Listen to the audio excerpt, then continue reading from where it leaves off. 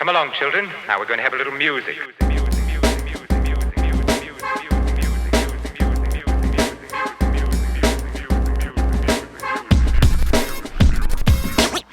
What is up, everyone? Welcome to the First Cut YouTube channel, where we talk about some of your favorite films and review new releases. I'm Sabrina Ramirez. I'm here with Robert Butler III, and we are here to talk about M. Night Shyamalan's newest film, Old, which releases tonight by the time this video comes out. So RB3, what were your initial thoughts about the film, kind of going into it, but also right after you saw it? I mean, going into it, I was pretty hyped. I'm obviously, a lot of people are big M. Night Shyamalan fans, rightfully so. He's made a lot of great pieces of important cinema. I feel like from The Sixth Sense to Unbreakable to even Signs to some extent. And even, people really like The Village. And, granted, he does have a little bit of a divisive record with Lady in the Water and Last Airbender and After Earth, and The Happening, of course. But, he's had a little bit of a resurgence lately with The Village and Split. A lot of people like Split. I'm not the biggest fan of Split, but a lot of people like it. And of course, Glass as well. So now with this is something new from his filmography, though it is based on a I guess a graphic novel.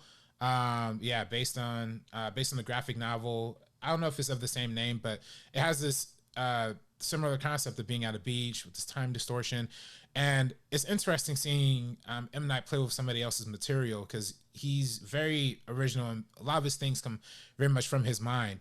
I'm not familiar with the source material, but I gotta say, this felt very M. Night Shyamalan-y. It felt very like in his wheelhouse. It definitely has the horrors. It has it has certain elements that you wouldn't have seen coming. I think we've seen a lot of isolation movies and we've seen a lot of containment thrillers as of recently, but this does add something new with his concept of like rapidly aging, rapid time, whatever is going on this island, you're not really sure what's going on, but the trailers definitely feed you a little bit of what's going on. But I thought the concept was so interesting. I think the setup was interesting. Ultimately, my thoughts, like walking out of the movie, is a little torn. I think it's a great concept. I think Shyamalan, when I talk about it feeling very Shyamalan-y, it feels like Shyamalan really directed the crap out of it. Like he really, really put a lot of thought into how he directed it, how the camera was moving at certain points. He made a lot of choices. Some of those choices I thought were a little out there and a little weird and a little crazy. And I definitely think some of those choices are going to become memes. But I think some of those choices are brave and are dope. And I think a lot of them do pay off. I think more things pay off than don't pay off. That being said, is there like some awkward acting, some awkward stuff? There is. But I think there was overall slightly more good things than there were bad things. So, yeah, it's really interesting because I am a huge fan of M. Night Shyamalan. I think his filmography fascinates me because he's very, very ambitious. And The Sixth Sense was the movie that made me fall in love with movies when I saw that for the first time when I was like 9 years old. So I always have this soft spot for him. But unfortunately, I never watched trailers, but I did watch the trailer for this film for a different show that I was doing because we were reacting and reviewing it. That trailer, I think, ruined the beginning of this film for me. I think the trailer gave away way too many of the big moments. So if anybody hasn't seen the trailer yet, I would say stay away from it. Just go into the movie knowing as little as possible. Because in the trailer, and I told you this on the way that when we were going to go see the movie, in the trailer, the dialogue is just so jarring. They're constantly like explaining everything around them. And I feel like that kind of happens in the film as well. I do think there's like awkward acting. We have heavy hitters. We have people who have already, even if they're like young or they've had a long career, they're really, really talented. Eliza Scanlon, Thomasin McKenzie, Vicky Krieps. Like there's a lot of people in this that I know and we have seen that are talented actors. And it just didn't lend itself. I think the only person that genuinely had a lot of good dramatic moments that actually felt like real and authentic in any way was Alex Wolff. I think Alex Wolff was the standout in terms of acting for this one. I still feel like throughout this film, they were definitely over explaining instead of like trusting the audience and the intelligence of the audience enough. Every time that they kind of had these moments when our characters are stopping and explaining and talking about something, it kind of put like a screeching halt to the tension. And for a film like this, as the tension is building up, you don't want to have something that's a detriment to that and a detriment to the audience. I'm still fascinated by this film. And once I got over like the clunkiness of the beginning of it, I was interested and genuinely invested. So I know that there was all these like negative things that I said earlier, but throughout this film, the audience was gasping. It was such a cool theater experience because none of us knew what to expect. I had so much fun, and I would definitely recommend still checking it out in a theater. And like I said, it's a top tier ensemble of talent. Um, are they at their best? Maybe not, but M. Night Shyamalan directs the crap out of this, exactly like you said. I just think that there was something a little bit more there, and the beginning kind of had it off to like a slow start, but once we got it rolling, the body horror, different elements of all that stuff, the tension that was built up, I absolutely loved this idea of being secluded and everything that was happening to them that we see in the trailers, of course, like rapid aging, because it's scary. It's scary when we have these adults that are aging at the rate that they are and different things like that. It ultimately has like outside, like deeper meanings that we experience throughout the film. And of course, this is non-spoiler, so we're not going to get into any of that. But that really wrapped up really well for me. I don't know how you feel kind of about any of that and like the themes within the film.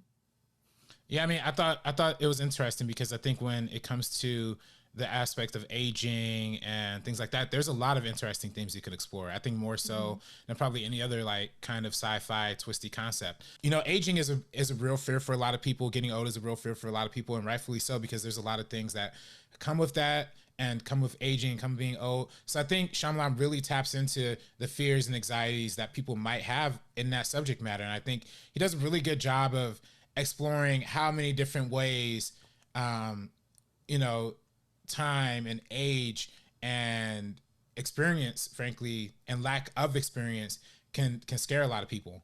So it's really, I think it is approaching on some deep subject matter, some deep themes. I like that it's challenging. I like that it's a little heady. I think again, there's just some lacking in terms of the acting and the dialogue that really hindered it from taking that next step. Like if it was, something, if it was like Damien Lindelof and if it was like Leftovers or something like that, or something, a little bit more polished and refined in terms of like the dialogue and its connection to the actual themes. For like you said, it felt a little exposition heavy, the dialogue, and I think that there might have been a way that it might have. I think I probably would have enjoyed it a little bit more if there was a little more metaphorical stuff going on, if there was a little more conversations, personal conversations. We do get into the personal life of our main family in a really deep way, and I think that was a positive aspect of it. I think the side glimpses that we get of the side characters are also interesting. I just kind of wish we would have dwelled a little bit more in that. Like I think when it comes to like the personal, the emotion, like all that stuff was there for the OG family. It just wasn't there for a lot of the other cast. So when the other cast of crew or the other cast of people in the movie are experiencing these certain things, you're not like as invested. So it kind of doesn't feel as, engrossing to me personally. No, I really do feel that. I do feel that there's something, another layer they could have added within this, because there's certain moments that are like hinted towards, but we don't fully understand it. And so it just doesn't really hit the same way. But I do like that you mentioned like our main family that we're focusing on here. It mixes this like thriller, this like horror concept with this emotional family drama. And I did get a lot of the weight of that, and I felt that 100%. And I really did like the way it wrapped up that the OG family story, how you referred to them. I love the way their story wrapped up. The ending really, really worked for me. And then everything that happened after that 100% worked. So I think the beginning was kind of the weakest point. I think it found its footing a little bit better once we got into the second act of the film. And then it really just went for it, and it went 100%. And like, I really respect M. Night Shyamalan for adapting this. I'm not familiar with the source material either, but I do find it to be something that's right up his alley, very interesting. And he put it to the screen in a way that all of us were engaged and invested. Like you could hear it with everyone in the audience. And I'm very, very curious to kind of see how everybody else takes this film, because I know Split was, people were definitely loving that one a little bit more. Glass was a little divisive. He's known for his divisive filmmaking. And like, I don't mind that at all. I will 100% run out to go see something if I know M. Night Shyamalan's directing it, because regardless of if I love every single element of it, I'm in for the ride. I know I'm going to enjoy the ride and have a good time. So once I let this story kind of take me where it needed to go, I was into it. But any final thoughts kind of about Old? I know we've sat on it for a few days. How do you feel about it now? Well, I think some, again, like it's a little tough. I'm a little conflicted on it. I know the vibe in the theater itself wasn't the most positive. I'll say like I probably walked out of it, when I first walked out of it, I probably felt one of the more positive reactions of it, at least, you know, from the people we're talking to in our friend group. I also gotta say I was walking to the car and I heard like the most hilarious conversations of people like talking about like talking about it like to themselves in the car, and they were clowning it for sure. But I loved there's some things about it that I love. There's some things about it that I didn't love. But I think as time went on, I definitely start to see like, oh, this movie is definitely going to become a meme. And in some ways, there's some particular moments where they have like, there's a couple moments where they have like this crazy camera distortion where, you know, it like zooms in and zooms out and zooms in and zooms out in all these like weird places. And there are times where it's like slow and meticulous and it's like, oh, this is nice. It's kind of cool. Nice 360 shot we get. And there are other times where it's just like crazy and going all over the place. And I know that's going to be a meme. I know some of the moments of some of the performances are going to be memes. Like I know this is going to happen, and I hate to see it. And I hate, you know, I don't want this to become like The Shining, because The Shining didn't have like any redeemable qualities in my opinion. At least this, I think, I'm sorry, not The Shining. Jesus, not The Shining. The Happening. The Happening. I hope this isn't like The Happening, where The Happening didn't have too many redeeming factors. I think this does have a lot of redeeming factors. Yeah. And I think it is. I think it is decent, and I hope it doesn't, you know, get too memed out. I can see the memes coming, but I hope it's not too bad, you know? I'm kind of on the same page. I'm on board with you, where this isn't like The Happening. This isn't like any of those. I do feel like there's a little bit more substance within this one, especially not even just the island, but everything that's surrounding it and why they're even there and what is happening. So of course we can't talk about any of that because this is non-spoiler, but we will be doing a spoiler review coming soon. Probably at the end of the weekend when we give everybody a chance to check it out. But for me, my final thoughts is just kind of like, I was in it for the ride, like I said earlier. You know, once I let M. Night Shyamalan take me through this story, I was locked in and ready to go. Honestly, the standout was like the body horror elements of it, the stuff that we kind of got throughout this film. It really, really shook me. And I think he did an amazing job of showing that on the screen. For me, it's a recommend. I would 100% go see it again in a theater if a friend wanted to or whatever. So if anybody's kind of hesitant on checking it out, I'd personally recommend it. I don't know how you feel on that. Yeah, I'm a big fan of seeing challenging art, even if it's not like the best executed.